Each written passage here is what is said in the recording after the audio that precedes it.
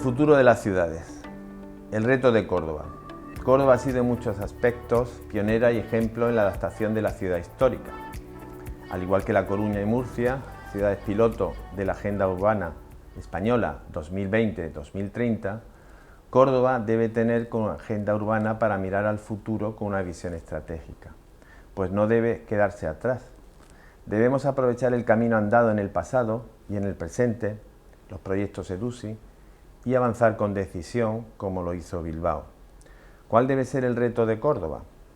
Alcanzar la meta propuesta, una ciudad inteligente, eficiente, habitable, segura y para todos, con un enfoque nuevo, estratégico de la planificación de la movilidad, centrado en las personas, en la sostenibilidad, en la eficiencia, con criterios ambientales y en la calidad del espacio público. Es fundamental una transformación para que el nombre de la ciudad se distinga como una marca reconocible globalmente. Córdoba ciudad cultural, Córdoba ciudad de congresos, ciudad del flamenco, que atraiga más oportunidades de negocio y desarrollo económico para una necesaria cohesión social. ¿Cuál es el problema?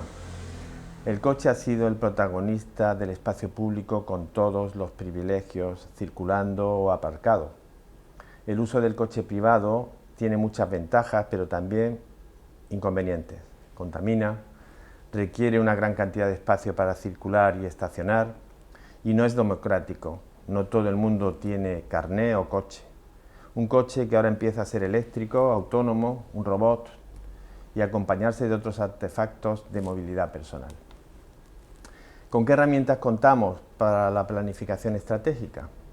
Con el PEGO, una planificación urbanística generada antes de la existencia, no del iPhone, sino del teléfono móvil, y un reglamento de planeamiento vigente desde el año 1978, que es anterior al invento del PC, y de esta planificación deben derivar los proyectos de urbanización con los que hoy estamos construyendo la ciudad.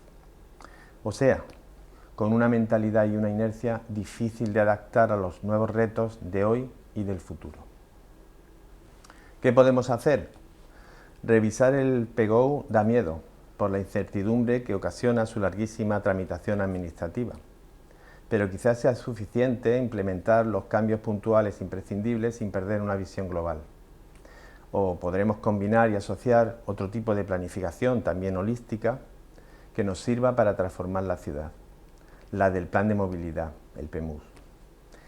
¿Cuáles son los proyectos estratégicos de este PEMUS?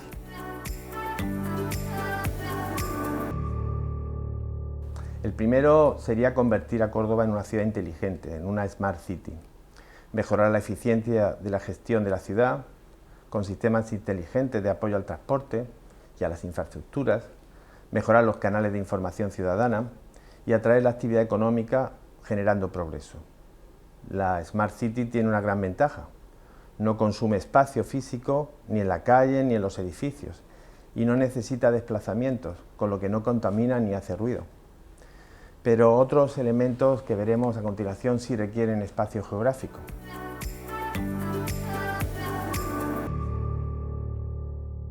Segundo, un sistema integral de transporte público intermodal, que es fundamental para apostar por un sistema público para todos, pues no todo el mundo tiene coche ni puede montar en bicicleta.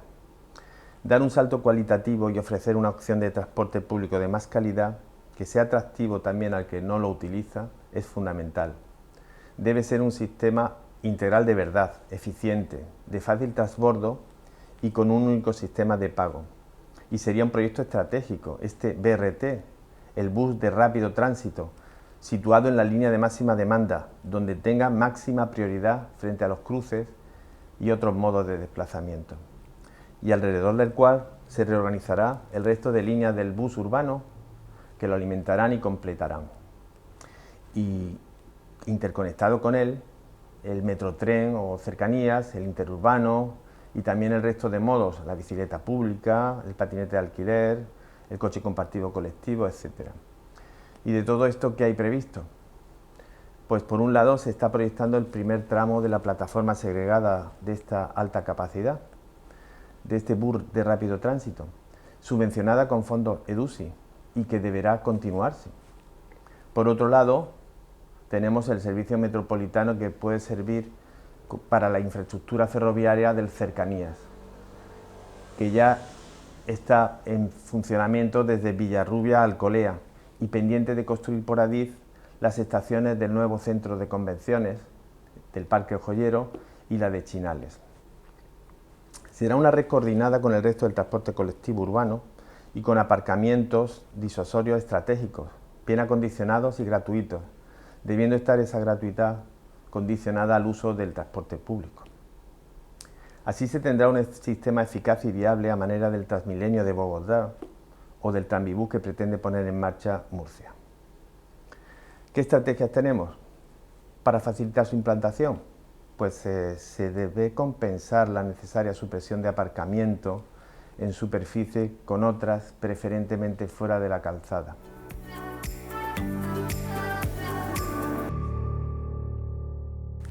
Bueno, y otro segundo proyecto estratégico también sería completar el sistema ciclista, para que éste sea seguro y bien conectado. Será la red ciclista básica la de las avenidas con más tráfico en las que el ciclista compite con desigualdad, con carriles segregados en calzada, no como aceras bicis, y con una estrategia intermodal. Conectar esta red ciclista con todos los puntos de trasvase al bus y al ferrocarril. Estos puntos deben ser espacios adecuados y amplios para ubicar aparcamientos de bicicleta y los vehículos de movilidad personal y que no resten espacio a las aceras. En el interior de las supermanzanas y viarios pacificados a velocidad de 10 o 20 kilómetros no hay que hacer carriles ciclistas, pues las bicis podrán convivir con los coches o con los que caminan. Una estrategia clave, pues disponer de un extenso sistema de bicicleta pública conectado a la red ciclista y a las distintas estaciones de transporte.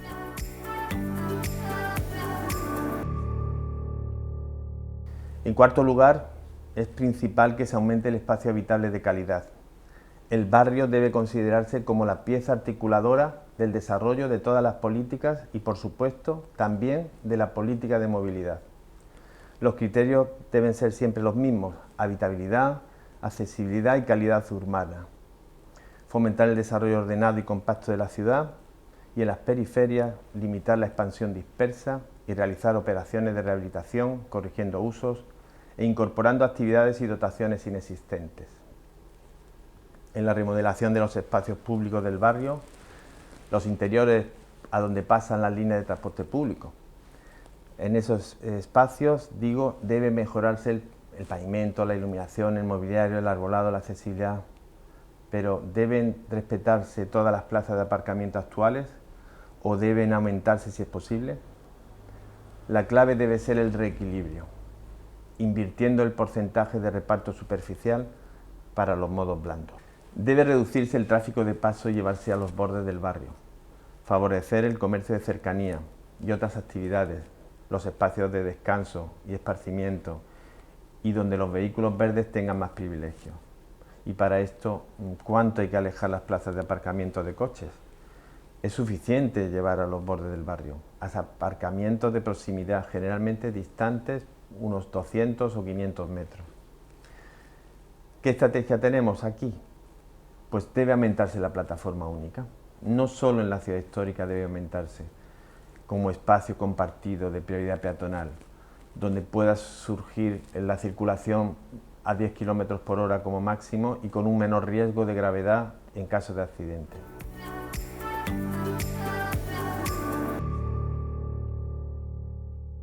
En quinto lugar tenemos los planes de transporte. El desplazamiento de la residencia al trabajo supone más del 60% del total de los viajes en vehículo particular. Debe favorecerse que el que quiere ir en coche pueda hacerlo a cualquier destino y, si es posible, que encuentre allí mismo aparcamiento. Los impactos ambientales, sociales y económicos de la movilidad debemos atenuarlos entre todos. Es muy importante concienciar e incentivar a las empresas y a sus trabajadores para usar modos de desplazamiento más sostenibles.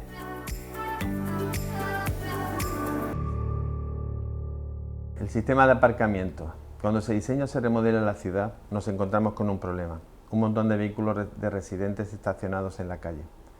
¿Por qué no se ha ejecutado el plan de aparcamiento y que se revisó en el 2015? Quizás por el coste elevado de su construcción, o por el riesgo de encontrar restos arqueológicos, o por la dificultad del tiempo que se tarda en calcular y construir un edificio de aparcamiento.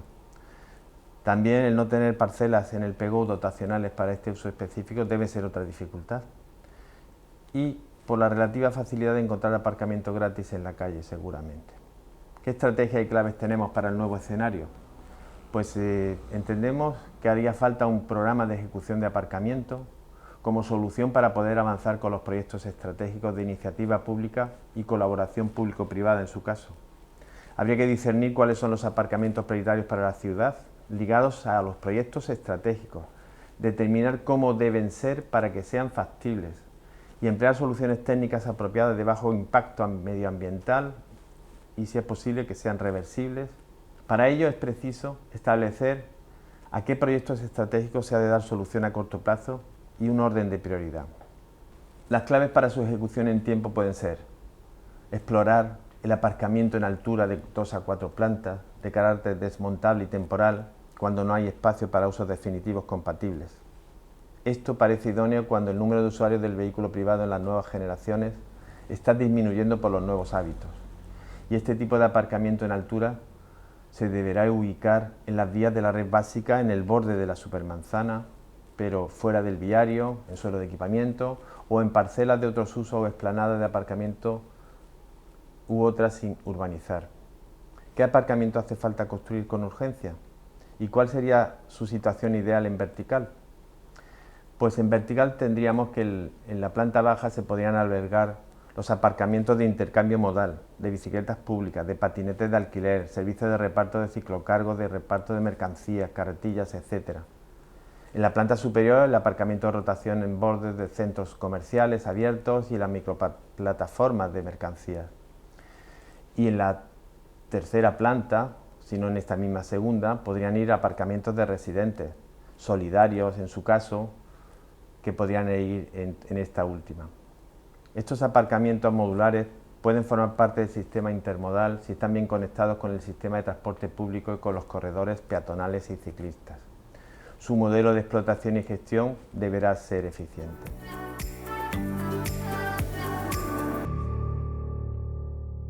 Bueno, finalizando, diremos que el futuro de la movilidad es la intermodalidad y el urbanismo compartido.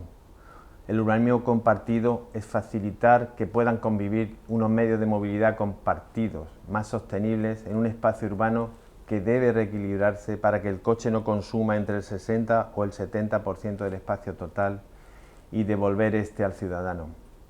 Medios de movilidad compartida más ecológicos y auxiliados con las soluciones tecnológicas de hoy en día.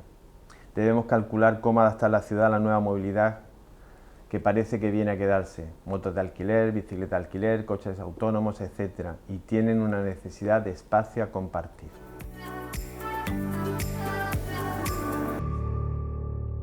Recordando, el reto de Córdoba debe ser transformar la ciudad que se ha ido diseñando para los coches a la ciudad del siglo XXI, avanzando hacia un transporte urbano integral con 0 emisiones de carbono, hacia las infraestructuras ecointeligentes, con modos y energías verdes.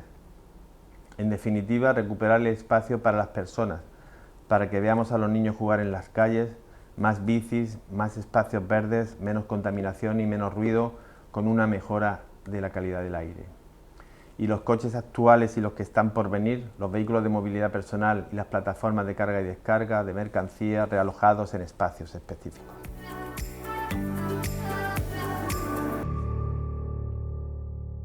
Recordaremos cuáles pueden ser las claves para hacer posible todo esto. Lo primero que necesitamos es un liderazgo y unos aliados. La ciudad debe tener un líder para llevar adelante la modernización de la ciudad, que arrastre a los demás y utilice lo que ya está en marcha y potencie las nuevas oportunidades. Debe haber una estrategia de alianza y de participación ciudadana que sea capaz de sumarse a los proyectos de la ciudad, que ilusionen y creen riqueza para el bienestar de la población.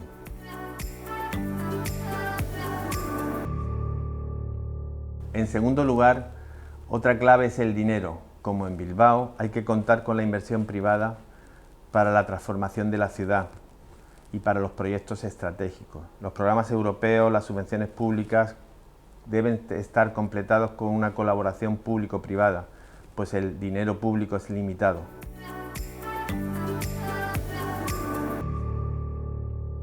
En tercer lugar, el espacio compartido, que ya hemos dicho, la reorganización viaria con criterios de jerarquía funcional, prioridad de modos y diseño multimodal de calidad urbana y ambiental. La plataforma única que no peatonalización en el interior de la manzana, donde convivan los modos de transporte actuales y venideros y se favorezca la accesibilidad universal, mientras que las vías primarias y de aproximación sigan manteniendo la calzada segregada de la acera.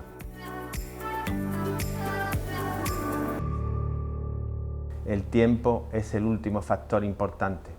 Con una solución para agilizar algunos proyectos, un programa de aparcamiento polifuncional vinculado a los proyectos estratégicos de la movilidad y que incluya un modelo de aparcamiento en altura rápida y temporal a ubicar en los bordes de los ámbitos puede ser una última clave para hacer posible, como digo, este futuro. Muchas gracias.